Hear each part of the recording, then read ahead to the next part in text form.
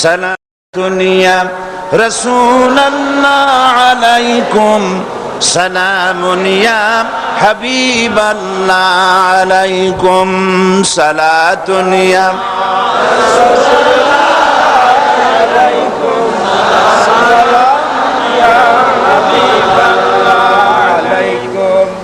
আলহামদুলিল্লাহ আলহামদুলিল্লাহ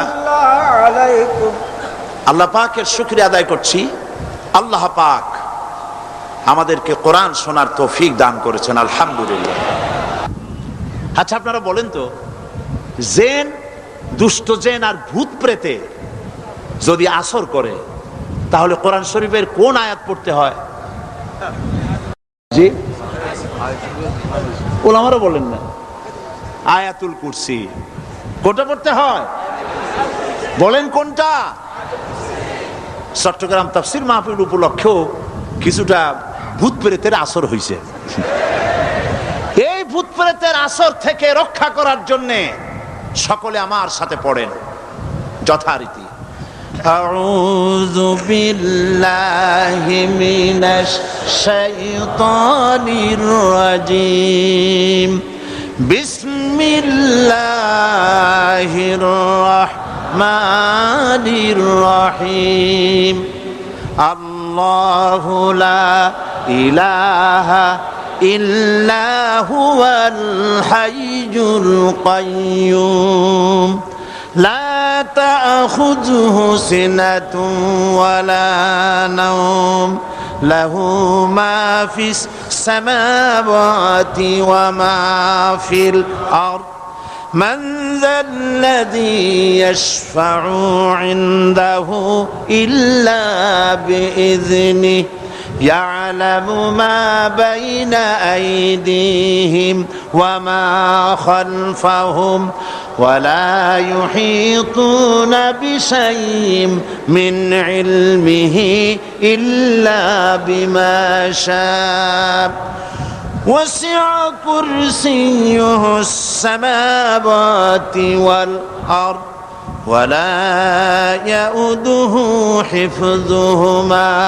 ওয়া হুয়াল আলিয়্যুল আযীম। সাদাকাল্লাহুল আযীম। সবাই বলেন সাদাকাল্লাহুল আযীম। আয়াতুল কুরসি,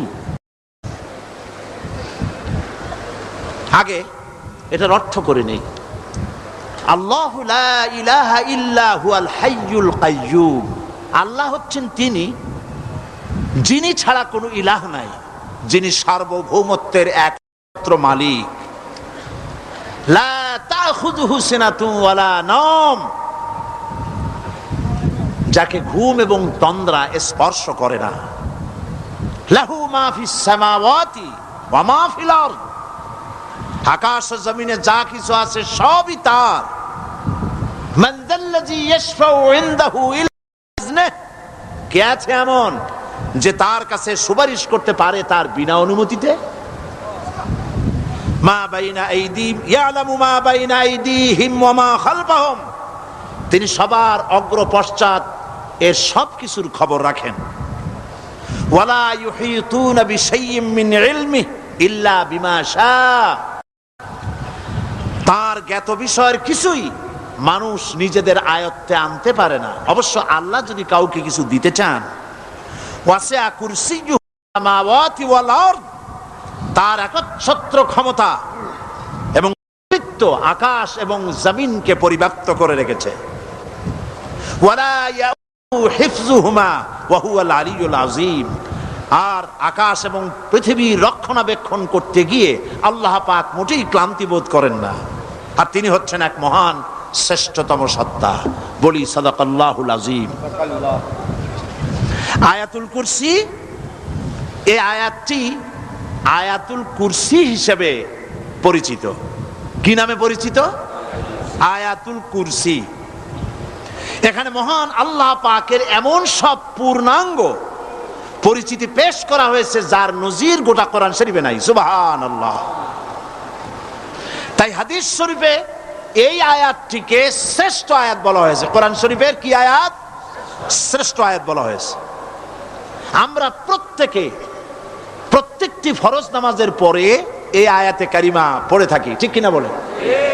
আল্লাহ বলেছেন প্রত্যেক ফরজ নামাজের উপরে আয়াতুল কুরসি যে ব্যক্তি পাঠ করবে, কিয়ামতের দিন আল্লাহ রাব্বুল আলামিন ওই ব্যক্তির ব্যাপারে সিদ্ধান্ত নেবেন, আল্লাহ তাকে জান্নাত দান করে দিবেন। হতে পারে এবার আপনারা কেউ করতে পারেন, বাস ওয়াজ আর না শুনলে চলবে, আয়াতুল কুরসি পড়বো আর জান্নাতে চলে যাব। না, বিষয়টা এমন নয়। বিষয়টা হচ্ছে আয়াতুল কুরসির মধ্যে এমন কিছু কথা আছে যা বুঝে যদি পড়ে আর আমল করে, আল্লাহ পাক কিয়ামতের সিদ্ধান্ত নেবেন, জান্নাত দিয়ে দিবেন। সুবহানাল্লাহ, বলেন সুবহানাল্লাহ। এর কারণ হলো আয়াতুল কুরসির মধ্যে আল্লাহ পাক সার্বভৌমত্বের কথা বলেছেন। আজ আমরা স্লোগান দেই সব সমস্যার সমাধান। ও মাশাআল্লাহ, চট্টগ্রামের সবাই বোধহয় এই পরিচিত স্লোগানটা জানেন না। জবাব তো আপনারা জবাব দিতে পারলেন না কেন? সব সমস্যার সমাধান দেন স্লোগান আপনারাই।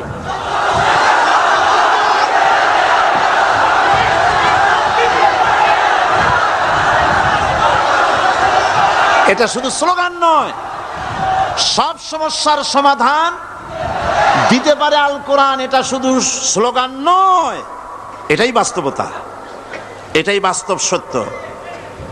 আয়াতুল কুরসির মধ্যে রয়েছে একটি জটিল সমস্যার সমাধান, যাকে সহজ কথায় বলা যায় গদি সমস্যার সমাধান। কুরসি মানে হলো গদি।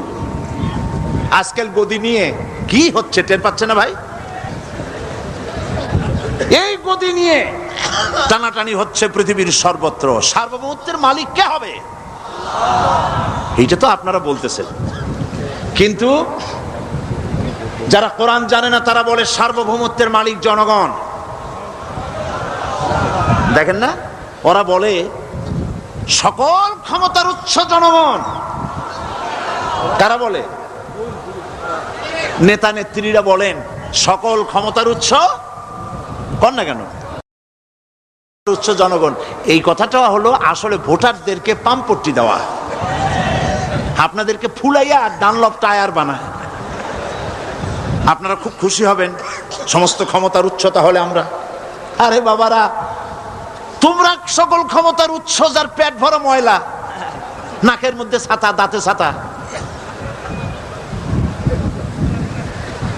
তুমি হবা সকল ক্ষমতার উৎস। আহার, ক্ষমতার ঠেলায় একটা সাপ দেখলে ভয়তে সিট হয়ে পড়ো, সাইকেলের টায়ার বাস্ট হইলে হার্ট ফেল করে। সকল ক্ষমতার উৎস, সকল ক্ষমতার উৎস জনগণ, এই কথা বলা কবিরা গুনাহ, এই কথা বিশ্বাস করা হারাম, এই কথা বিশ্বাস করা শিরক। কারণ সকল ক্ষমতার উৎস জনগণ, এই কথা যদি বলা হয় তাহলে কোরআনে কারীমের সাথে কন্ট্রাডিকশন হয়, সাংঘর্ষিক। আল্লাহ পাক কি বলেছেন? আল্লাহ পাক বলেছেন আন্নাল কুওয়াতা লিল্লাহি জামিআ। বলেন আন্নাল কুওয়াতা লিল্লাহি জামিআ। আমার আল্লাহ রাব্বুল আলামিন বলেন, জেনে রাখো নিঃসন্দেহে সকল ক্ষমতার উৎস কেবলমাত্র আল্লাহ রাব্বুল আলামিন। সকল ক্ষমতার উৎস কে? জোরে বলেন আল্লাহ, আল্লাহ, আল্লাহ। তিনি একমাত্র সকল ক্ষমতার উৎস। কোরআন আয়াতুল কুরসি আল্লাহ কোরআনে নাজিল করে সার্বভৌমত্বের মালিক কে হবে সমস্যার সমাধান করে দিলেন। রাসূল করিম সাল্লাল্লাহু আলাইহি সাল্লাম মানুষের সার্বভৌমত্ব খতম করে মদিনায় আল্লাহর সার্বভৌমত্ব কায়েম করে তিনি একটি রাষ্ট্র কায়েম করলেন। মদিনার রাষ্ট্রের সার্বভৌমত্বের মালিক কে ছিলেন?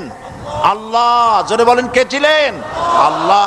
মানুষ তখন দেখতে পেল খোদাই সার্বভৌমত্বের ভিত্তিতে যে রাষ্ট্র গঠন হয় সেই রাষ্ট্র মানবতার জন্য কত কল্যাণকর হয়। সুবহানাল্লাহ বিহামদি। আয়াতুল কুরসিতে বলা হলো যে সার্বভৌমত্বের মালিক এই ক্ষমতা, এই ক্ষমতাটাকে আরবিতে বলা হয় উলুহিয়াত। এই ক্ষমতাকে সার্বভৌমত্বের ক্ষমতাটাকে আরবিতে কি বলা হয়? উলুহিয়াত। আর যার হাতে এই ক্ষমতাটা থাকে তাহলে বলে ইলাহ, তাকে কি বলা হয়? আল্লাহ রাব্বুল আলামিন আয়াতুল কুরসির শুরুতে এই কথাটাই বলে দিলেন, আল্লাহু লা ইলাহা ইল্লা হুয়াল হাইয়ুল কাইয়্যুম। আল্লাহ হচ্ছেন তিনি যিনি ছাড়া কোনো ইলাহা নাই। তার মানে হলো সার্বভৌমত্বের একচ্ছত্র মালিকানা কার হাতে? চিৎকার দিয়ে বলুন, আল্লাহ রাব্বুল আলামিনের হাতে। সার্বভৌমত্বের এই ক্ষমতা হস্তান্তরযোগ্য নয়। আর সার্বভৌমত্বের মালিক যিনি হবেন তার শুরু থাকবে না, শেষও থাকবে না। এই কোয়ালিটি কার মধ্যে আছে? আল্লাহ পাকের মধ্যে। আল্লাহ পাক বললেন তিনি হচ্ছেন আল হাই আল কাইয়্যুম। তিনি হাইয়্যু, তিনি কাইয়্যুম। তিনি শাশ্বত, তিনি জাগ্রত, তিনি চিরস্থায়ী, যার শুরুও নাই, যার শেষও নাই। সুবহানাল্লাহ ওয়া বিহামদিহি।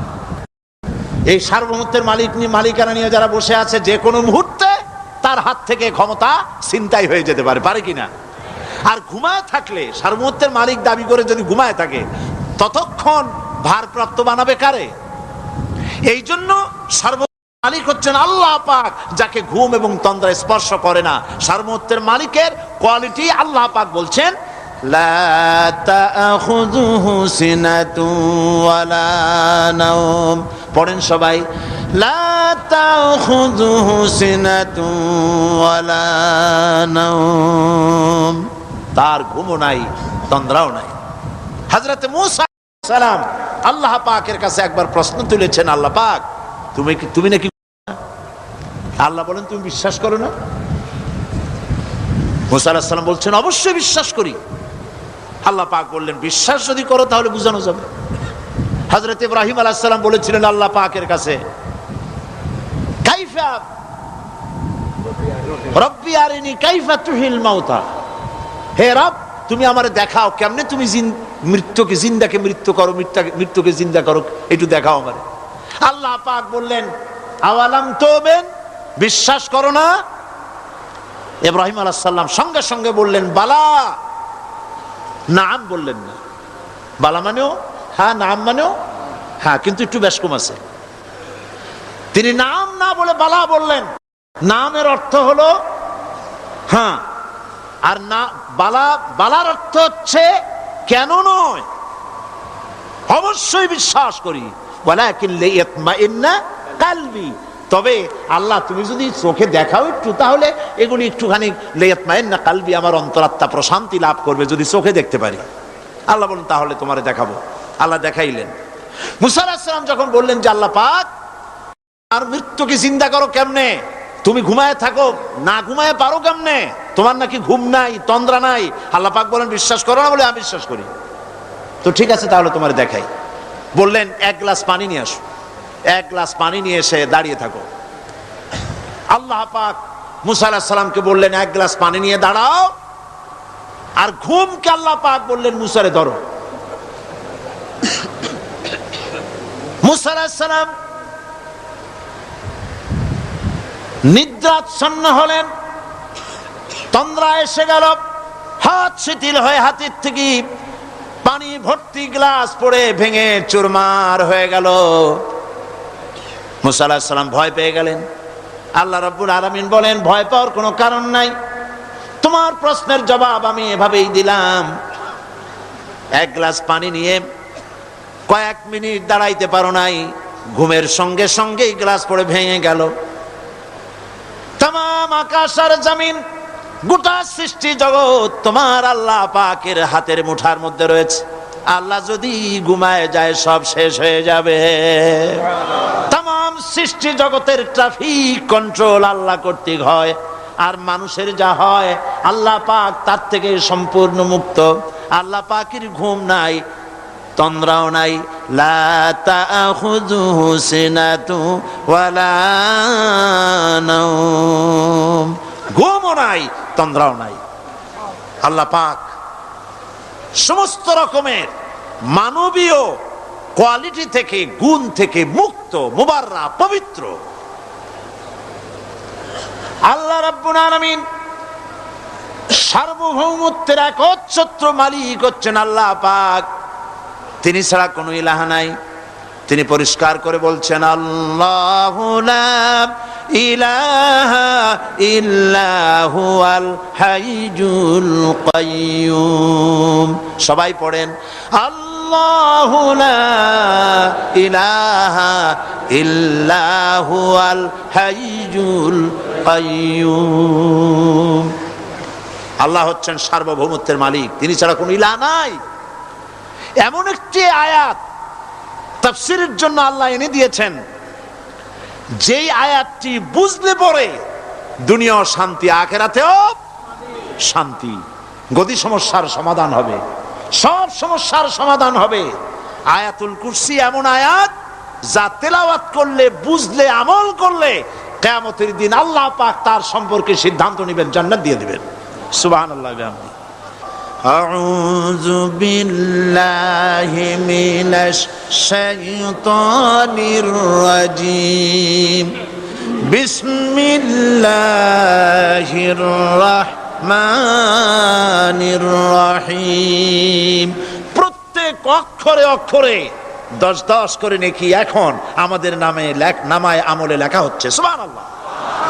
গলা ছেড়ে দিয়ে সবাই পড়েন আমার সাথে, আল্লাহু লা ইলাহা ইল্লা হুয়াল হাইয়ুল কাইয়্যুম লা তাখুযুহু সিনাতুন ওয়ালা নাওম লাহু মা ফিস সামাওয়াতি ওয়া মা ফিল আরদ মান الذي يشفع عنده إلا بإذنه يعلم ما بين أيديهم وما خلفهم ولا يحيطون بشيء من علمه إلا بما شاء وسع كرسيه السماوات والأرض ولا يؤوده حفظهما وهو العلي العظيم صدق الله العظيم। আয়াতুল কুরসি হচ্ছে কোরআন শরীফের সর্বশ্রেষ্ঠ আয়াত। সুবহানাল্লাহ। রাসূল বলেছেন আয়াতুল কুরসি হচ্ছে কোরআনে কারীমের সর্বশ্রেষ্ঠ আয়াত। এবং আল্লাহ পাকের তাওহীদের ব্যাপারে, সার্বভৌমত্বের ব্যাপারে এত বিস্তারিত অল্পের মধ্যে আর অন্য কোন আয়াতের মধ্যে ভাবে আসে নাই। এই জন্য আয়াতুল কুরসির এত মর্যাদা। কালকে আরো একটি হাদিস শোনাচ্ছিলাম, বোধহয় নিশ্চয়ই আপনাদের মনে আছে, প্রত্যেক ফরজ নামাজের পরে আয়াতুল কুরসি যে একবার পড়বে, তেলাওয়াত করবে, কিয়ামতের দিন আল্লাহ পাক তার সম্পর্কে সিদ্ধান্ত নেবেন, তাকে জান্নাত দিয়ে দিবেন। সুবহানাল্লাহ কইতে ইচ্ছে করলো না? আলহামদুলিল্লাহ বলবেন না?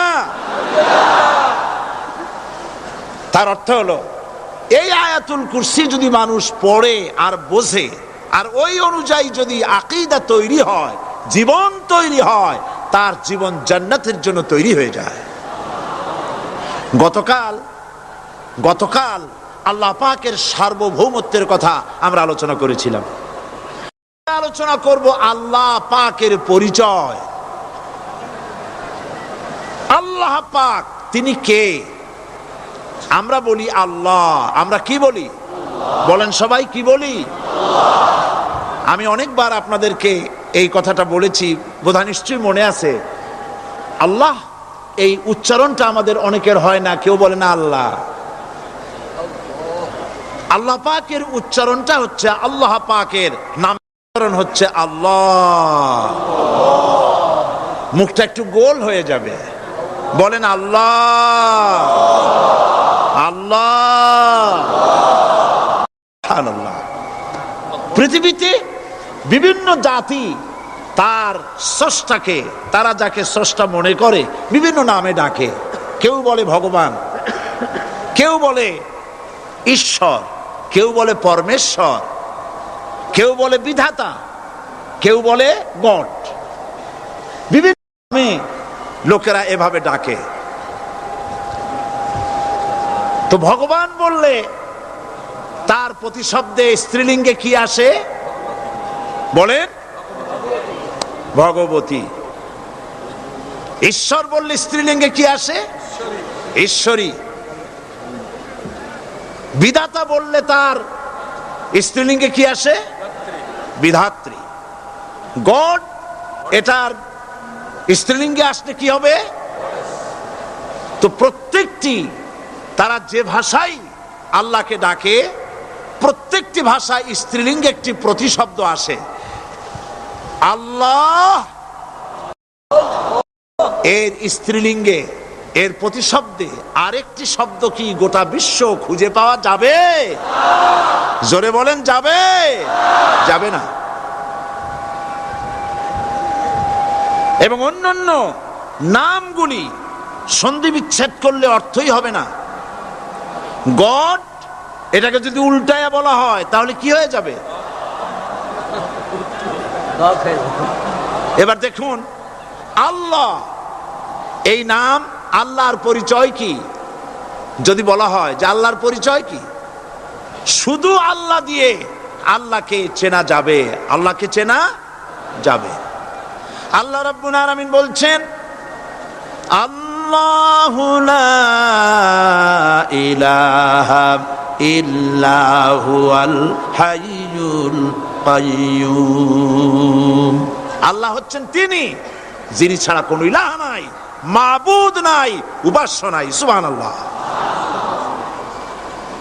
এখন আল্লাহর যদি প্রথম একটা অক্ষর আলিফ ছেড়ে দেওয়া হয় তাহলে থাকবে কি? লিল্লাহ। এই লিল্লাহ দিয়েও কেউ যদি আল্লাহর পরিচয় পেতে চায় তাহলে পেয়ে যাবে। আল্লাহ রাব্বুল আলামিন কোরআনে কারীমের ভিতরে শুধু লিল্লাহ দিয়েও আল্লাহকে চেনার ব্যবস্থা করেছেন। লিল্লাহি মা ফিস সামাওয়াতি ওয়া মা ফিল আরদ। আকাশ এবং জমিনের সার্বভৌমত্বের একচ্ছত্র মালিকানা কার? আল্লাহ পাকের। এখন লিল্লাহ থেকে একটা লাম ছেড়ে দেন, কি থাকবে? লাহু। এই লাহু দিয়েও আল্লাহর পরিচয় পাওয়া যাবে, যাবে না? কোরআন বলছে, লাহু মাকালিদুস সামাওয়াতি ওয়াল আরদি ইউবসিতুর রিজকা লিমান ইয়াশা। আকাশ এবং জমিনের রিজকের চাবিকাঠি আল্লাহ পাকের কাছে, যারে খুশি তিনি পর্যাপ্ত রিজেক তিনি দান করেন। সুবহানাল্লাহ। এবার লাহুর লাম ছেড়ে দেন, থাকবে কি? একটা অক্ষর। এই একটি অক্ষর দিয়ে আল্লাহ পাকে চেনা যাবে। ইন্নাহু হুয়াল গফুরুর রহিম। তিনি হচ্ছেন মহা ক্ষমাশীল, দয়াবান। আল্লাহর পরিচয় আল্লাহকে দিয়েই জানা যায়। আল্লাহর পরিচয় হচ্ছে তিনি এই আকাশ সৃষ্টি করেছেন, এই জমিন সৃষ্টি করেছেন, মানব গোষ্ঠীকে সৃষ্টি করেছেন। আকাশের স্রষ্টাকে, জমিনের স্রষ্টাকে, মানুষের স্রষ্টাকে আল্লাহ পাক। দেখুন, আল্লাহ পাক আকাশের স্রষ্টা, জমিনের স্রষ্টা, মানুষের স্রষ্টা। এই কথাকে ভুলিয়ে দেওয়ার জন্যে, এই কথাটিকে ভুলিয়ে দেওয়ার জন্য আল্লাহকে অস্বীকার করছে এক শ্রেণীর লোকেরা। তারা বলছে দেয়ার ইজ নো গড, স্রষ্টা বলতে কেউ নাই। Unseen is nothing. আল্লাহ পাক কোরআনকে বোঝার জন্য, আল্লাহকে চেনার জন্য ব্যবস্থা করেছেন। ওরা বলছে কি আনসিন ইজ নাথিং, যা দেখা যায় না সেটা কিছুই না, সেটা বিশ্বাস করি না। তো আল্লাহর যখন রং নাই, গন্ধ নাই, তাকে বিশ্বাস করি কেমনে? বলেন নাউজুবিল্লাহি মিন যালিক। আরে ভাই, তোমরা তো এমন বহু জিনিস আছে যা না দেখে বিশ্বাস করো। আপনারা কি বাতাস দেখেছেন? বিশ্বাস করেন কিনা? বিশ্বাস করেন কিনা? আপনারা কি ইথার দেখেছেন? বিশ্বাস করেন কিনা? ফুলের গন্ধ দেখেছেন কিন্তু বিশ্বাস করেন কিনা? মাধ্যাকর্ষণ শক্তি, ল অফ গ্রাভিটেশন আপনারা চোখে দেখেছেন? বিশ্বাস করেন কিনা? অনেক জিনিস এমন আছে যা আমরা চোখে দেখি না কিন্তু বিশ্বাস করি। হযরত ইমাম আবু হানিফা রাহমাতুল্লাহ আলাইহির সাথে এক নাস্তিকের বহস হবে। স্থান এবং তারিখ নির্ধারণ করা হলো। ইমাম সাহেব দেরি করে আসলেন। নাস্তিক বলছে, আমি আপনার সঙ্গে কোনো বিতর্কে যেতে চাই না, কারণ আপনি ওয়াদা রক্ষা করতে পারেন নাই, নির্ধারিত সময়ের অন্তত 3 ঘন্টা পরে এসেছেন। তিনি বললেন, আমি কেন দেরি করলাম সেটা তো তুমি জিজ্ঞেস করবে। আচ্ছা বলেন কেন দেরি করেছেন? তিনি বললেন, দেখো এই জায়গায় আসার পথে একটা নদী বেঁধেছিল, তা কি করে? আমার কাছে পারাপারের কোনো বন্দোবস্ত ছিল না। এক পর্যায়ে হতাশ হয়ে গেলাম, আমার বোধহয় যাওয়াই হবে না। শেষ পর্যন্ত আমি দেখতে পেলাম হঠাৎ করে আমার পাশে একটা ফলের বীজ পড়লো, তা দিয়ে একটা গাছ অঙ্কুরিত হলো। দেখ কিনা দেখ গাছটা একটা ময়ূর হয়ে পরিণত হয়ে গেল। কই থেকে একটা করাতে সে গাছটা কেটে ফেলে দিল। ফটাফট কতগুলি তক্তা বেরিয়ে আসলো, কোথার থেকে একটা হাতুড়ি আর কতগুলি লোহা এসে ঠাস ঠাস করে বাড়ি লেগে একটা কিস্তি তৈরি হয়ে গেল।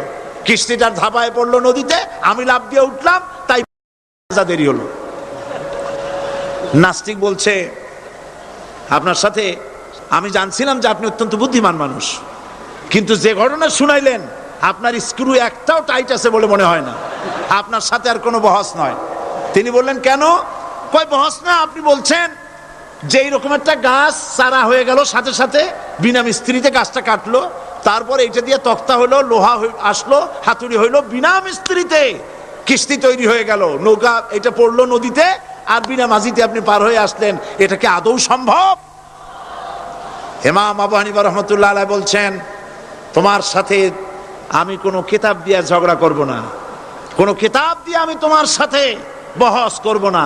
এই একটি দৃষ্টান্ত তোমার জন্য যথেষ্ট।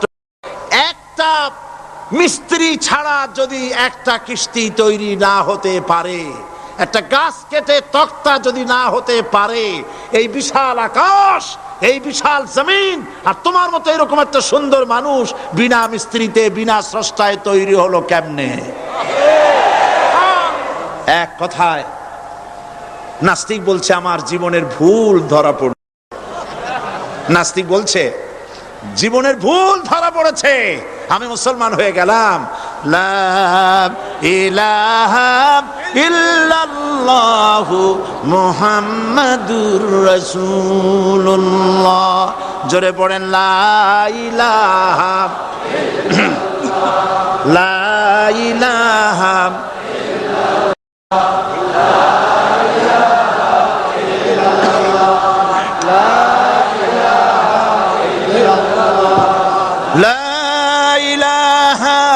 ইল্লাল্লাহু মুহাম্মাদুর রাসূলুল্লাহ।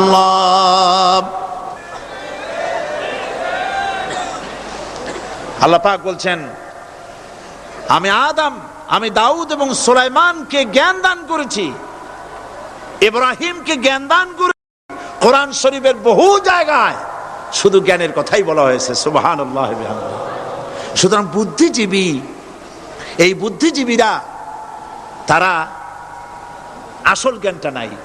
আসল জ্ঞান কোনটা বলেন? কোনটা? ডক্টর শহীদুল্লাহ মরহুম, আমি অনেকবার বলেছি তার কথা, তাকে জান্নাতুল ফেরদাউস নসিব করুন, বলেন আমিন। ডক্টর শহীদুল্লাহ মরহুম বলতেন তার লোকদেরকে যে তোমরা বিদেশ থেকে অনেক ডিগ্রি নামের আগে আনতে পারো, তোমরা পণ্ডিত, একথা আমি স্বীকার করি, কিন্তু কোরআন শরীফের জ্ঞান যদি না থাকে তাহলে পণ্ডিতের আগে আর একটা শব্দ বসবে, মূর্খ পণ্ডিত। কোরআনের জ্ঞান পাণ্ডিত্যকে পরিপূর্ণ করে দেয়, কারণ ওয়ামা উতীতুম মিনাল ইলমি ইল্লা কালিলা। সুবহানাল্লাহ। আল্লাহ পাক বলছেন, তোমাদেরকে সামান্যতম জ্ঞান দান করেছি। কতটুকুন জ্ঞান? কতটুকুন? সামান্যতম জ্ঞান দান করেছি। সুতরাং আল্লাহ পাক কোরআনের মধ্যে তার নিজের পরিচয় ছোট্ট একটি সূরার মধ্যে ব্যাপক আকারে বলে দিয়েছেন। কি? কুল হুয়াল্লাহু আহাদ। সবাই পড়েন আমার সাথে, কুল হুয়াল্লাহু আহাদ আল্লাহুস সামাদ লাম ইয়ালিদ ওয়া লাম ইউলাদ ওয়া লাম ইয়াকুল লাহু কুফুয়ান আহাদ।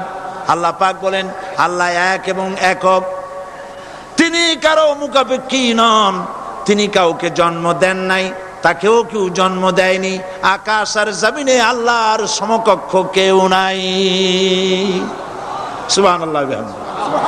তাকে কেউ জন্ম দেয়নি, তিনিও কাউকে জন্ম দেননি, তিনি এক, তিনি ছিলেন, তিনি আছেন, তিনি থাকবেন, তার শুরুও নাই, তার শেষও নাই। সুবহানাল্লাহ। এই আল্লাহ রাব্বুল আলামিন তার পরিচয় আয়াতুল কুরসি সার্বভৌমত্বের পরিচয় দিয়েছে, আল্লাহর পরিচয় দিয়েছে। আল্লাহ তিনি খালিক। মানব সৃষ্টির এবং পৃথিবীর সৃষ্টির ইতিহাস ঘাটলে মানুষের যদি কিসমত ভালো থাকে তাহলে আল্লাহর সান্নিধ্য, আল্লাহর অস্তিত্ব সম্পর্কে জ্ঞান তাকে আল্লাহ পাক দান করে দেন। সুবহানাল্লাহ। পৃথিবীর সৃষ্টির ব্যাপারে বুদ্ধিজীবীরা কি বলছেন দেখুন। পৃথিবীর সৃষ্টির ব্যাপারে বিজ্ঞানীরা বলছেন যে এই পৃথিবী এরকম ছিল না, তো কি রকম ছিল? এইটা সূর্যের পাশ থেকে একটা উজ্জ্বল শক্তিশালী জ্যোতিষ্ক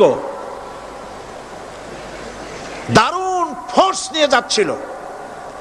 সেই ফোর্স সহ্য করতে না পেরে সূর্যের একটি দুর্বলতম অংশ সূর্য থেকে ছিটকে মহাশূন্যে পড়ে গেল, আর ঘুরতে ঘুরতে এই পৃথিবীর অস্তিত্ব লাভ করলো। বিজ্ঞানের এই কথা যদি বিশ্বাস করতে হয় তাহলে আমাকে বলতে হয় এখন তো মানুষেরা আর পৃথিবীতে ধরছে না, ঠিক কিনা? কথা বলছেন না কেন? মানুষ পৃথিবীতে এখন ধরতেছে, বিভিন্ন দেশ খালি বলতেছে মানুষ কমাও, সন্তান কমাও, বিভিন্ন পদ্ধতি গ্রহণ করো, আর মানুষ বাড়ায়ও না। আল্লাহ পাক বলছেন আল্লাহু লা ইলাহা ইল্লা হুয়াল হাইয়ুল কাইয়্যুম। আল্লাহ হচ্ছেন তিনি যিনি ছাড়া কোনো ইলাহ নাই। লা ইলাহা ইল্লাহু, তিনি ছাড়া কোনো ইলাহ নাই, সার্বভৌমত্বের মালিক কেউ নাই। এই যে লা ইলাহা, কোনো ইলাহ নাই, আমরা কালেমার মধ্যে এই কথাটা বলি। আমাদের কালেমায়ে তাইয়্যিবা আমরা কি উচ্চারণ করি? লা ইলাহা ইল্লাল্লাহু মুহাম্মাদুর রাসূলুল্লাহ।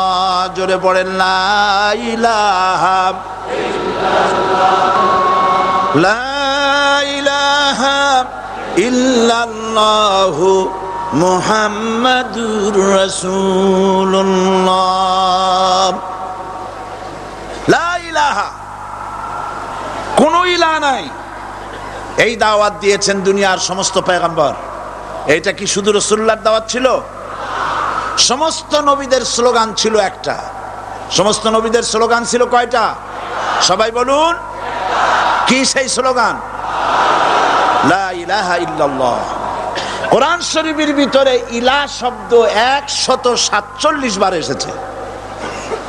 লা ইলাহার অর্থ যদি এই হয় কোনো উপাস্য নাই আল্লাহ ছাড়া, কোনো মাবুদ নাই আল্লাহ ছাড়া, মুহাম্মদ সাল্লাল্লাহু আলাইহি সাল্লাম আল্লাহর প্রেরিত রাসূল, তাহলে তো এত ঝঞ্ঝাট হওয়ার কথা ছিল না। আপনারা বলেন, নবীরা যখনই এই দাওয়াত দিয়েছেন লা ইলাহা ইল্লাল্লাহ, তখন সংঘর্ষ হয়েছে কিনা? হয়েছে কিনা?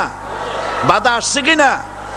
তাহলে এই কথাটা কি যার কারণে এরকমের বাধা আসে? লা ইলাহা ইল্লাল্লাহ, এর চাইতে বিপ্লবাত্মক, এর চাইতে রিভলিউশন সৃষ্টিকারী কথা আল্লাহর আকাশের নিচে জমিনের উপরে আর একটাও হতে পারে না। লা ইলাহা ইল্লাল্লাহ। ইলাহ শব্দের অর্থ শুধু উপাস্য আর মাবুদ নয়। ইলাহ শব্দের অর্থ হচ্ছে আইনদাতা, ইলাহ শব্দের অর্থ হচ্ছে শাসনকর্তা, ইলাহ শব্দের অর্থ হচ্ছে বিধানদাতা। তো লা ইলাহা যখন একটি লোক ঘোষণা করে, তার অর্থ দাঁড়ায় কোনো আইনদাতা নাই, বিধানদাতা নাই, শাসনকর্তা নাই, কারো আইন মানি না, বিধান মানি না, শাসন মানি না। আল্লাহ ছাড়া, কে ছাড়া? আল্লাহ ছাড়া।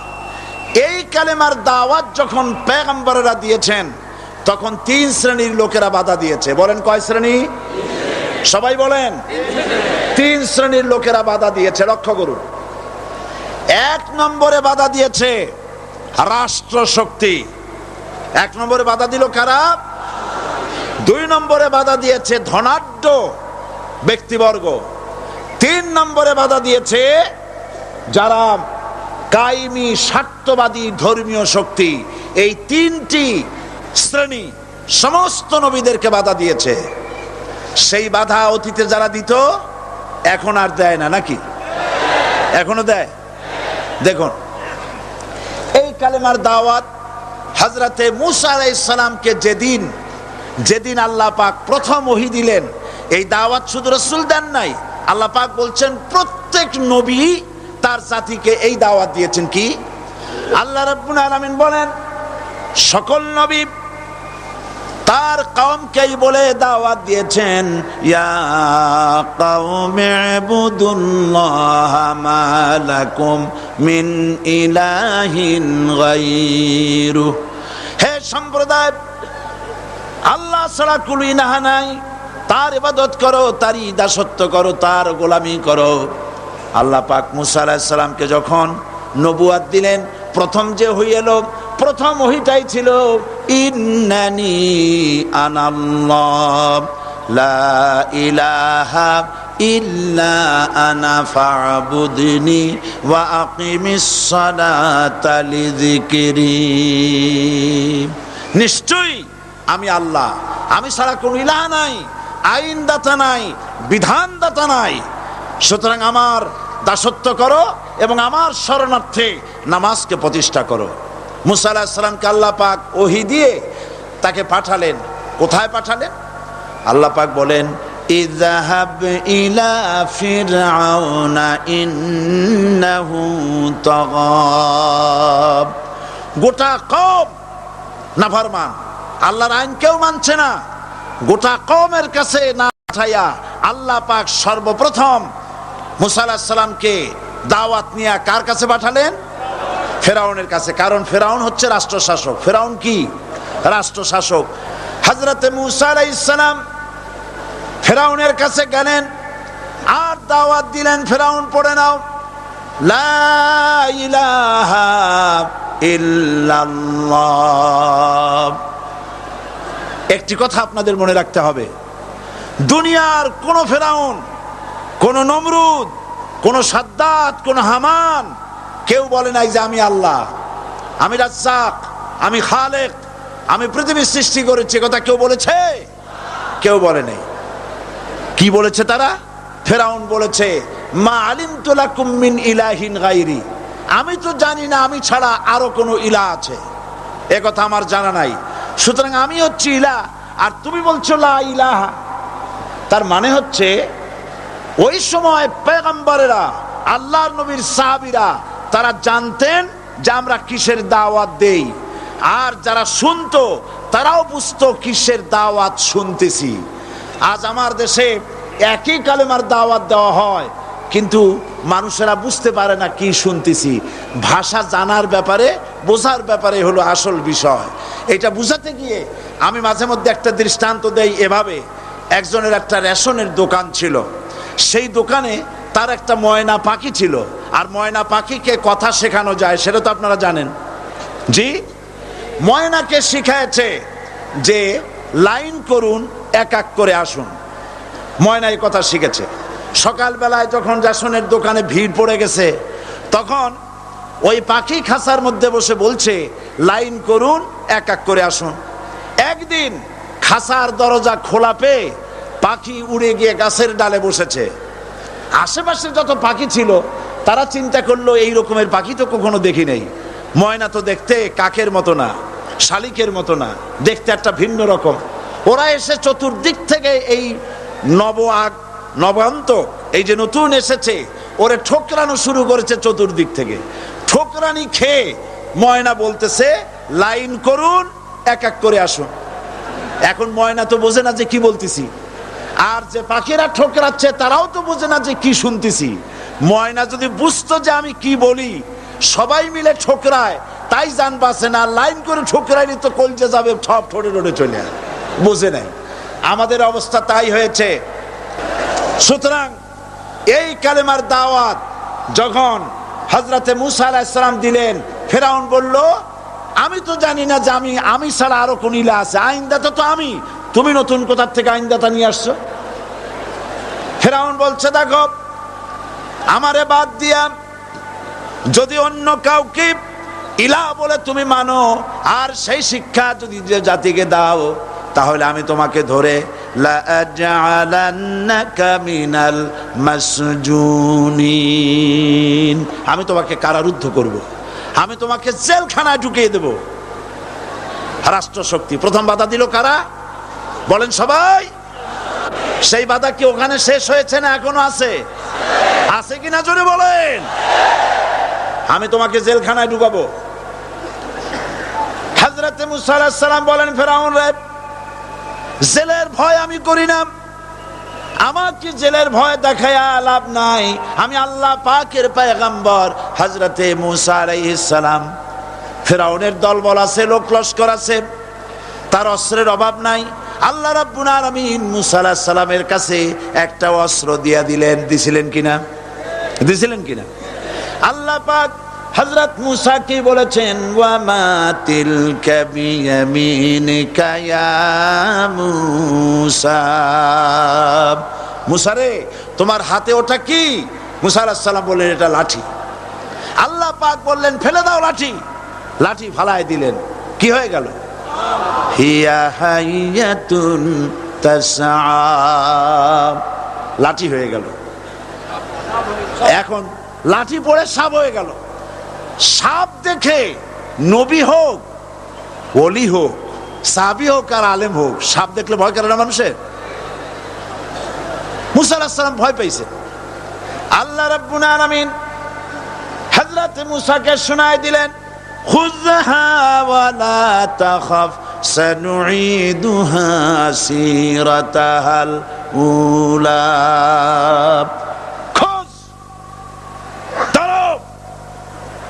লা তাখাফ, ভয় পেও না।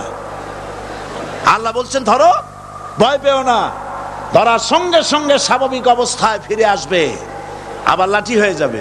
এখন আল্লাহ বলছেন ধরো, মুসা আলাইহিস সালাম কি ভয় পাওয়া উচিত হবে? আর উচিত হবে?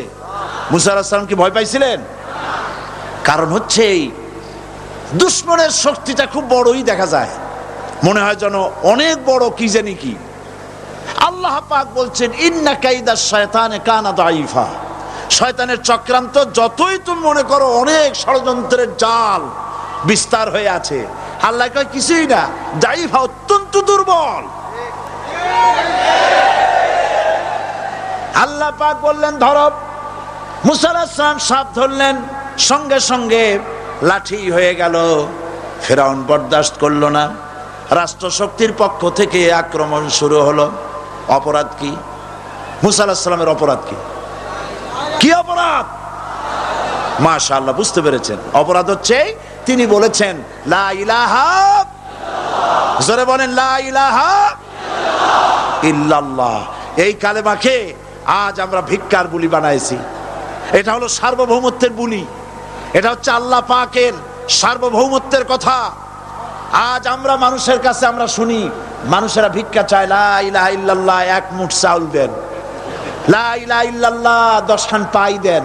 এই হচ্ছে কালেমার জিকির। আবার কেউ কেউ জিকির করতেছে লা ইলাহা আস্তে, ইল্লাল্লাহ জোরে, এমন জোরে কলব সাফ করে, কলব তাতে থাকলেও পারে গেলেও পারে। এই কালেমার জার, এর আঘাত পয়গম্বররা মেরেছেন। হযরতে মুসা আলাইহিস সালাম যখন বলেছেন লা ইলাহা ইল্লাল্লাহ, এই ধাক্কা ফেরাউন বরদাস্ত করতে পারে নাই।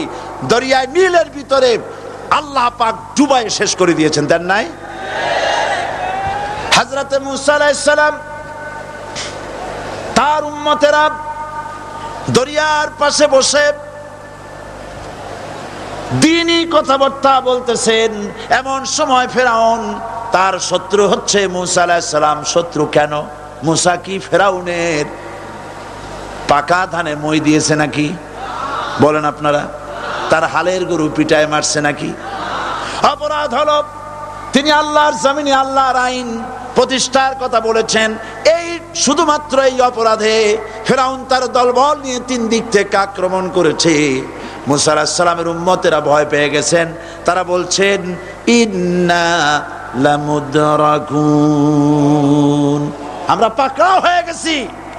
3 দিকে সাড়াশি আক্রমণ, 3 দিকে শত্রু, একদিকে দরিয়া, পালাবার রাস্তা আছে? হযরত মুসা আলাইহিস সালাম ভয় পেয়ে গেলেন, সারেন্ডার করলেন না। হযরত মুসা আলাইহিস সালাম বললেন কাল্লা, কখনো নয়, ভয় পাওয়ার কোনো কারণ নাই। রব্বি সায়াহদিন, অবশ্যই আমার রব আমার জন্য রাস্তা করে দিবেন। ভয় পাইও না, আমার রব রাস্তা করে দিবেন। আল্লাহ রাব্বুল আলামিন হযরত মুসা আলাইহিস সালামকে অর্ডার করলেন, হাতের লাঠি দিয়া দরিয়ার উপরে আঘাত করো। হযরত মুসা আলাইহিস সালাম দরিয়ার উপর আঘাত করলেন।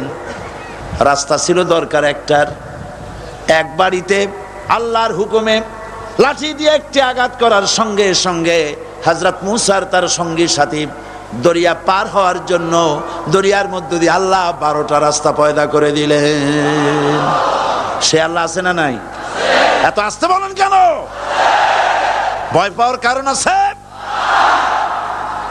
রাষ্ট্র শক্তি বাধা দিয়েছে সমস্ত নবীদেরকে। কেন? নবীদের চরিত্র খারাপ? জোরে বলেন, নবীদের চরিত্র খারাপ? নবীদের চাইতে মাসুম বেগুনাহ উন্নত চরিত্রের মানুষ আল্লাহর আকাশের নিচে জমিনের উপরে আর হয় নাই। তোমরা যে সব নেতাদের পিছনে দৌড়াও, অমুকের সৈনিক, নেতা নেতা করে মরো, এইসব নেতা যাদের পিছনে দৌড়াও, এই নেতাগুলি, আমি জিজ্ঞেস করি আপনাদেরকে, এই নেতাগুলি জীবনে একবারও জেনা করে নাই। এ ব্যাপারে অনুসারীরা আপনারা কি নিশ্চিত? মিথ্যা কথা জীবনেও কয় নাই, প্রতারণা করে নাই, ঠাট্টা করে নাই, বিদ্রুপ করে নাই, মদ খায় নাই, মানুষ হত্যা করে নাই। কিসের নেতা? নেতা হচ্ছেন সেই ব্যক্তি যিনি বলেছেন, ও আমার স্ত্রীরা, ও আমার সাহাবীরা, রাতের আধারে আমার মধ্যে যা আচরণ দেখতে পাও, দিনের আলোতে আমার মধ্যে যা দেখতে পাও, সবগুলি খুলে খুলে মানুষের কাছে বলে দাও। তার নাম বিশ্বনবী মুহাম্মদ রাসূলুল্লাহ সাল্লাল্লাহু আলাইহি ওয়াসাল্লাম।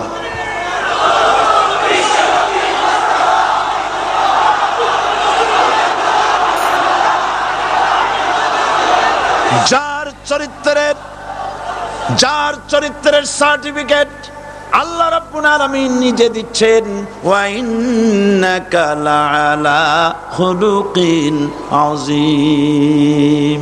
নবী হে, উন্নত চরিত্রের উপরে আপনি প্রতিষ্ঠিত। সুবহানাল্লাহ। কে সার্টিফিকেট দিচ্ছেন? আযীম, আযীম। আরবিতে চওড়াকে বলা হয় আরিদ, গভীরতাকে বলা হয় আমিক। কত প্রশস্ত, যা মাপার কোনো ফিতা নাই, কত গভীর, যা মাপার কোনো যন্ত্র নাই, এইটাকে আরবিতে বলা হয় আজিম।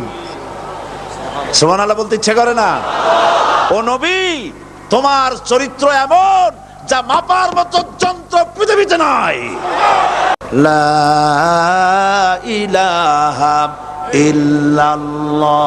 পড়েন সবাই, লা ইলাহা ইল্লাল্লাহ। আপনিও যদি নবীদের মতো সাহাবীদের মতো বুঝা এই কলেমার দাওয়াত দেন, বাধা আসবেই। বোঝাবুঝির ব্যাপার, বুঝতেই সারলো। কত মাহফিল হয় বাংলাদেশে, হয় না? কোনো বাধা নাই, ঠিক কিনা? কত পূজা হয়, পার্বণ হয়, গান হয়, থিয়েটার হয়, গুনাগার বিবির গান হয়, কত কিছু হয়। কোনো বাধা আছে? তাফসিরের মাহফিলে বাধা। কারণ ওরা বুঝতে পেরেছে এ তাফসিরের মাহফিলে গাজীর গীত হয় না, এ তাফসিরের মাহফিলে আল্লাহর সার্বভৌমত্ব কায়েমের আন্দোলন চলে।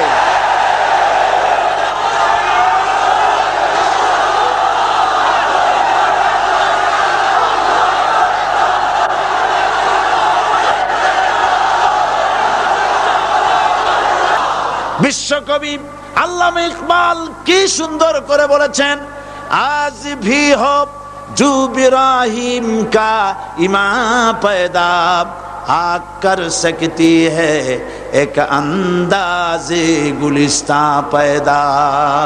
ইব্রাহিমের ঈমান যদি আজও কোথাও হয় বিদ্যমান, করতে পারেন অগ্নিকুণ্ডে খুবসুরত এক গুলিস্তান।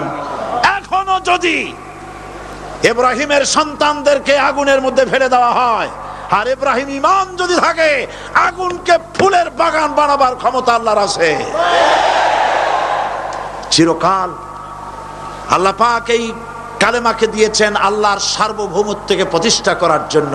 আয়াতুল কুরসি শুধু পড়ে বুকে ভু দেওয়ার জন্য নয়, পড়েন আমার সাথে, আল্লাহু লা ইলাহা ইল্লাহু আল হাইয়ুল কাইয়্যুম।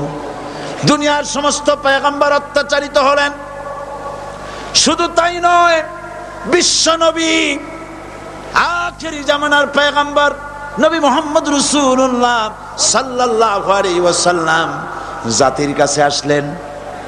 তিনি এসে বললেন, ইয়া আইয়ুহান নাস কুলু লা ইলাহা ইল্লাল্লাহ। প্রথম দাওয়াত শুনছেন কথা? রাসূলুল্লাহ বলছেন, ও জাতি, আমার রাসূল তো মক্কার রাসূল না শুধু, মদিনার রাসূল না শুধু, আরবি ভাষা ভাষীদের রাসূল না শুধু, আমার নবী কি নবী? চিল্লায় বলেন। তাই তিনি বলেছেন, ও বিশ্বের মানবতা, বিশ্বের মানব গোষ্ঠী, যদি মুক্তি পেতে চাও, নাজাত পেতে চাও, উচ্চারণ করো, বিশ্বাস করো, আমল করো, বলো লা ইলাহা ইল্লাল্লাহ। জোরে পড়েন, লা ইলাহা ইল্লাল্লাহ, লা ইলাহা ইল্লাল্লাহু মুহাম্মাদুর রাসূলুল্লাহ। কোরআনে কারীমের ভিতরে আয়াতুল কুরসির মধ্যে বলে দিয়েছেন, আল্লাহু লা ইলাহা ইল্লাহু আল হাইয়ুল কাইয়্যুম।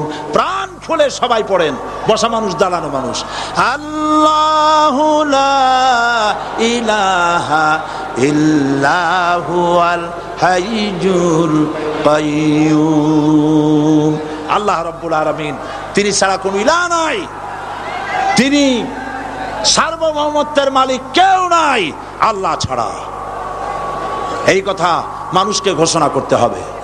সুবহানাল্লাহ ওয়ালহামদুলিল্লাহ লা ইলাহা ইল্লাল্লাহ, সুবহানাল্লাহ ওয়ালহামদুলিল্লাহ লা ইলাহা ইল্লাল্লাহ, সুবহানাল্লাহ ওয়ালহামদুলিল্লাহ লা ইলাহা ইল্লাল্লাহ, লা ইলাহা ইল্লাল্লাহু মুহাম্মাদুর রাসূলুল্লাহ। আল্লাহুম্মা আমিন। রব্বানা যালামনা আনফুসানা ওয়া ইন লাম তাগফির লানা ওয়া তারহামনা লানাকুনান্না মিনাল খাসিরিন। সবাই পড়েন আমার সাথে, রব্বানা যালামনা আনফুসানা ওয়া ইন লাম তাগফির লানা ওয়া তারহামনা লানাকুনান্না মিনাল খাসিরিন। রব্বানা যালামনা আনফুসানা ওয়া ইন লাম তাগফির লানা ওয়া তারহামনা লানাকুনান্না মিনাল খাসিরিন। আলোচনায় যদি কোনো ভুল হয়ে থাকে, আল্লাহ দয়া করে মাফ করে দাও। রব্বুল আলামিন, আমাদের দোয়া দুরুদি জিকির আজগারে আমাদের আলোচনায় তুমি যে খুশি হয়েছো যতটুকুন তার সবটুকুন বিশ্বনবী মুহাম্মাদুর রাসূলুল্লাহ সাল্লাল্লাহু আলাইহি ওয়াসাল্লামের রূহ মুবারকে পৌঁছায়া দাও রব্বুল আলামিন। तमाम अंबिया किराम, उलमाए मुतकद्दिमीन, उलमाए मुताखिरीन, सल्फे सालिहीन যারা দুনিয়া থেকে মুমিন মুমিনাত বিদায় হয়ে গেল, আল্লাহ কবরগুলিকে জান্নাতের টুকরায় পরিণত করে দাও রব্বুল আলামিন। এই লক্ষ লক্ষ মুসলমান নরনারী ভিক্ষুকের মতো তোমার দরবারে হাত তুলেছি আল্লাহ গো। আমাদের মধ্য থেকে আমাদের মা বাপ যাদের দুনিয়া থেকে বিদায় হয়ে গেছে, আল্লাহ আমাদের মা বাপের কবরে সওয়াব পৌঁছায়া দাও রব্বুল আলামিন। আত্মীয় স্বজন যদি বিদেশে থাকে, 2 মাস 6 মাস পর চিঠি দিয়া খোঁজ খবর পাওয়া যায়, প্রত্যেক দিন টেলিফোন করে খবর পাওয়া যায়, কিন্তু আমাদের মা বাপ যাদের মারা গেল, বছরের পর বছর যুগের পর যুগ বিদায় হয়ে গেল, কোন হালতে আছে জানি না। আল্লাহ আমাদের মা বাপের কবরগুলি জান্নাতের টুকরায় পরিণত করে দাও রব্বুল আলামিন। আমাদের আব্বা কত মহব্বত করতেন, কত কষ্ট করেছেন আল্লাহ তাআলা আমাদেরকে লেখাপড়া শেখাবার জন্য কত কষ্ট করেছেন, মানুষ বানাবার জন্য কত কষ্ট করেছেন, আমাদের জন্য ঘর বাড়ি বানায়া জায়গা জমি কিনে রেখে সবগুলি থুয়ে খালি হাতে চলে গেছে বাবা। আল্লাহ আমাদের আব্বার রুহের পরে সওয়াব পৌঁছায়া দাও রব্বুল আলামিন। এখন তো আর বাড়ি গেলে নাম ধরে কেউ ডাকে না। আয় আল্লাহ, আমাদের আব্বা যত গুনাহ করেছি জানা অজানা, সমস্ত গুনাহগুলি আল্লাহ তুমি সাইয়াদগুলি হাসানাত দিয়া বদলাইয়া দাও রব্বুল আলামিন। আমাদের জনম দুঃখিনী মা, আয় আল্লাহ, মা যা যে হারাইছে সেই বোঝে কি নিয়ামত তার চলে গেছে। আল্লাহ আমাদের মা যার বিদায় হয়ে গেছে, মায়ের কবরটাকে জান্নাতের টুকরায় পরিণত করে দাও রব্বুল আলামিন। মায়ের পেটের ভিতরে বসে 10টা মাস ধরে মায়ের কষ্ট দিছি, তিনি ডেলিভারিতে কষ্ট করেছেন, 2-2.5 বছর বুকের দুধ খেয়ে কষ্ট দিয়েছি, পেশাব পায়খানা করে মায়ের কাপড় চোপড় নষ্ট করে দিয়েছি। মা বিরক্ত হন নাই, থাপ্পড় মারেন নাই, আছাড় দিয়া ফালায় দেন নাই। আল্লাহ মা যাদের মারা গেল মাবুদ, মায়ের কবরটাকে জান্নাতের টুকরা বানায়া দাও রব্বির হামহুমা কামা রব্বায়ানি সগীরা। আমার ভাইয়েরা, আমার মা বোনেরা করুণ ভাবে আল্লাহরে বলেন রব্বির হামহুমা কামা রব্বায়ানি সগীরা, রব্বির হামহুমা কামা রব্বায়ানি সগীরা। রব্বানা তাকাব্বাল মিন্না ইন্নাকা আনতাস সামিউল আলিম ওয়া তুব আলাইনা ইন্নাকা আনতাত তাওয়াবুর রহিম। সুবহান রাব্বিকা রাব্বিল ইজ্জাতি আম্মা ইয়াসিফুন ওয়া সালামুন আলাল মুরসালিন ওয়ালহামদুলিল্লাহি রাব্বিল আলামিন। ওয়াজআল আখিরা কালিমাতিনা ইনদাল মাউত লা ইলাহা ইল্লাল্লাহু মুহাম্মাদুর রাসূলুল্লাহ। আসসালামু আলাইকুম ওয়া রাহমাতুল্লাহ।